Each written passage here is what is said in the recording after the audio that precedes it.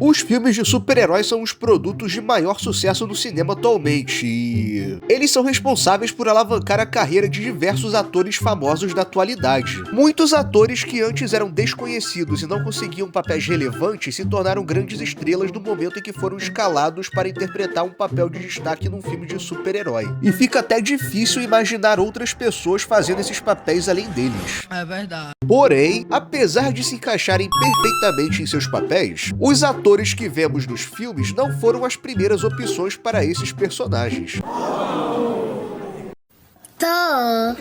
Pois é, diversos atores foram considerados para esses papéis antes de termos as escolhas definitivas. Algumas escolhas são muito boas e nos fazem questionar se a decisão final foi realmente a certa. Já outras nos fazem dar graças a Deus que não foi pra frente. E é isso que vamos ver no vídeo de hoje. Atores que quase interpretaram super-heróis. Mas antes, peço que se inscreva no canal e deixe o like no vídeo. Isso é importante para eu continuar trazendo conteúdo aqui para o YouTube. Se quiser, deixa um comentário também. Dito isso, vamos para o vídeo. David Harbour como Blob. O ator David Harbour ficou mais conhecido a partir de 2016, quando passou a interpretar o xerife Jim Hopper na série Stranger Things. Porém, a sua carreira já vem desde o final dos anos 90 e início dos anos 2000. E durante esse tempo, ele quase chegou a participar de um filme baseado em um super-herói da Marvel. E esse filme era X-Men Origins Wolverine. E seu personagem seria o Blob, um vilão dos X-Men conhecido por ser bem grande. Gordo, baleiudo, tetudo. Enfim, o Harbour parecia ser o ator perfeito para esse papel, porque ele não só é gordo, como ele gosta de ser gordo. You and me got together forever. Tanto que quando ele interpretou o Hellboy, papel esse que exigiu muita preparação física dele, ele declarou que não ia manter aquele shape, que ia tentar recuperar o corpo gordo. Por quê?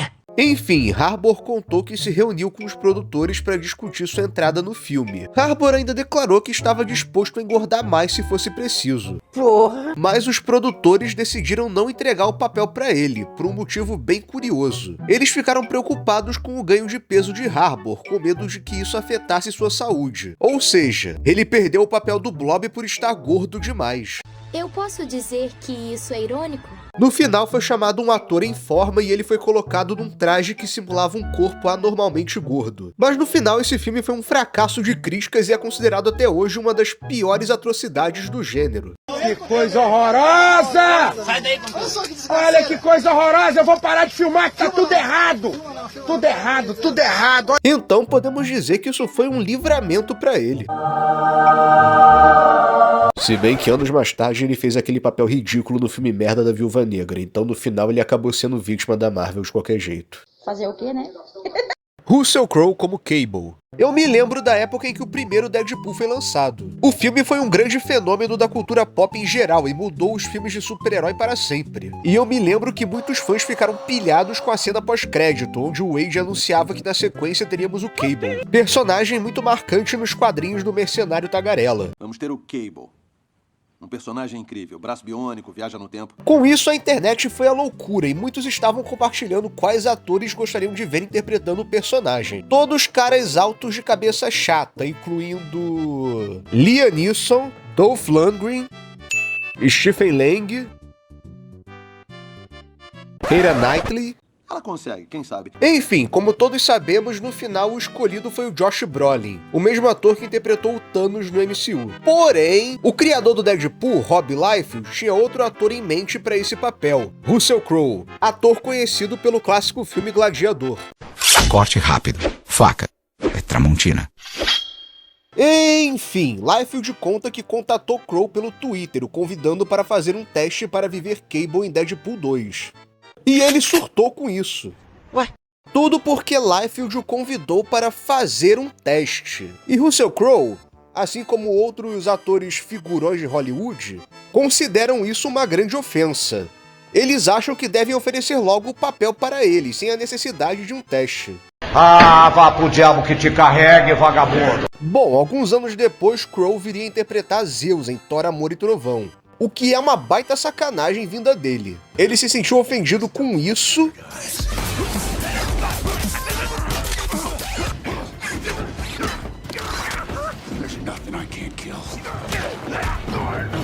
mas aceitou participar disso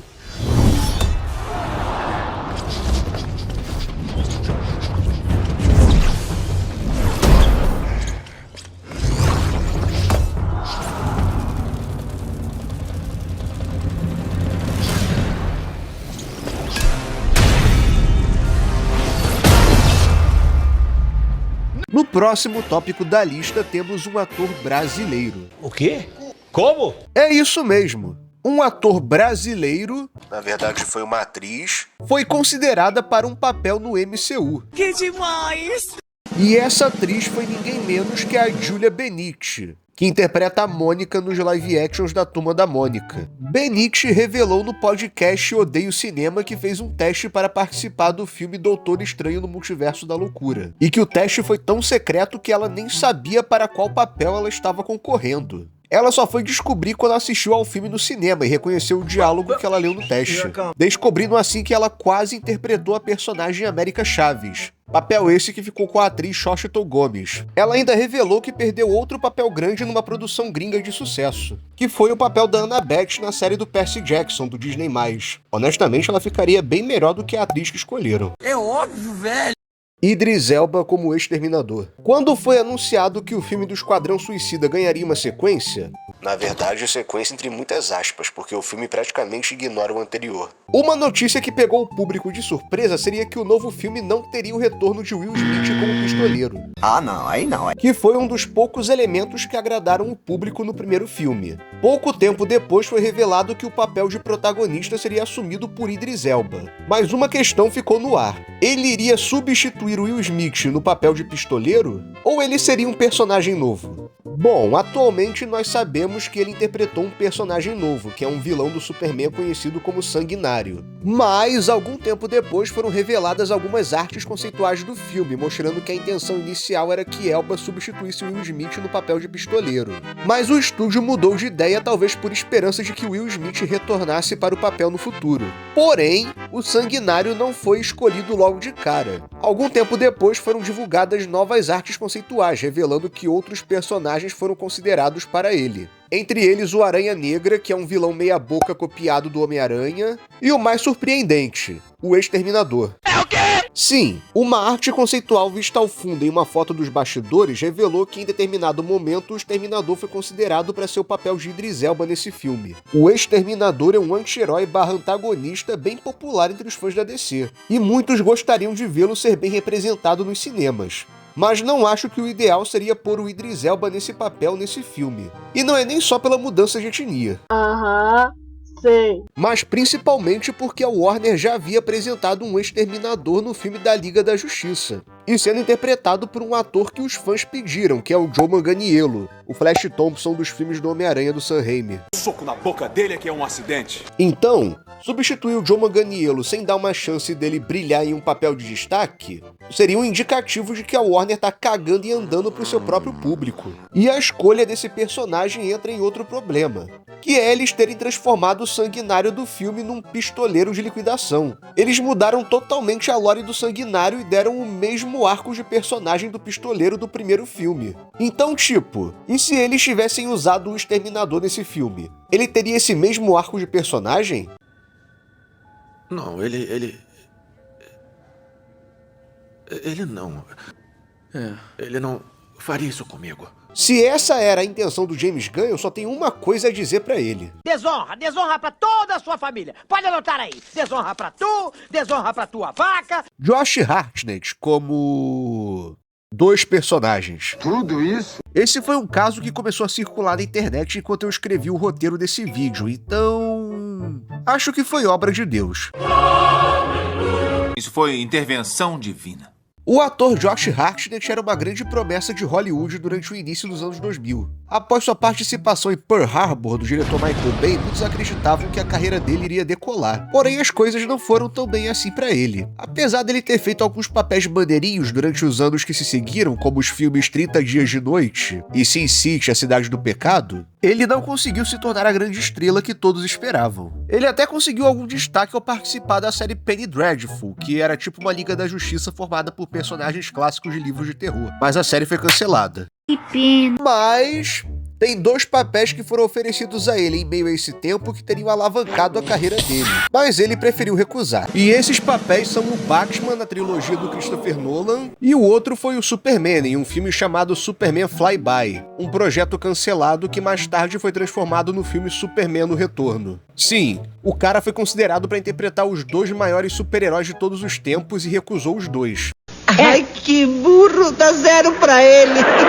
Recentemente, Hartnett deu uma declaração a respeito disso e disse que não se arrepende dessa decisão, porque ele observou outros atores que aceitaram papéis em filmes de super-herói e eles nunca conseguiram desvincular suas imagens desses personagens, o que atrapalhou muito suas carreiras, impedindo que eles conseguissem mais papéis relevantes. Um grande exemplo disso é o ator Robert Downey Jr., que passou 11 anos interpretando o Homem de Ferro e após a morte do personagem não conseguiu deslanchar em mais nenhum sucesso. E quando parecia que sua carreira estava tomando um novo rumo, ele voltou pra Marvel. Vai tomar no cu, caralho. Pra se fuder, porra. O trabalho mais recente de Hartnett foi no filme de suspense Armadilha, que teve umas avaliações críticas bem mais ou menos.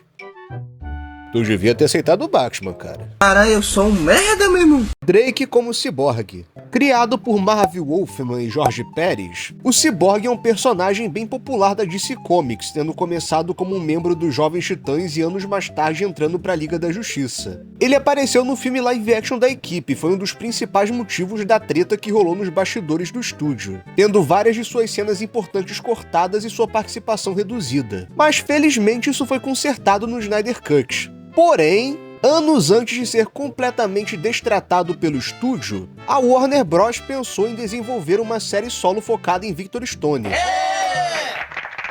E ele seria interpretado pelo rapper Drake. O quê?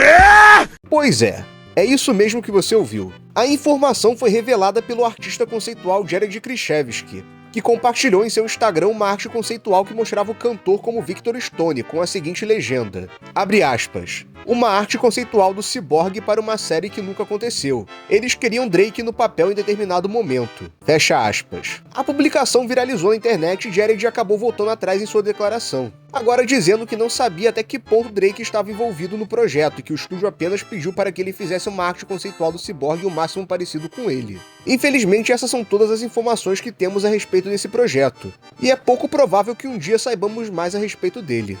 Parece então que vai continuar um mistério, né? E esse foi o vídeo de hoje. Muito obrigado a você que assistiu até aqui. Não se esqueça de deixar o like e, se possível, deixe um comentário também. Um forte abraço e tchau!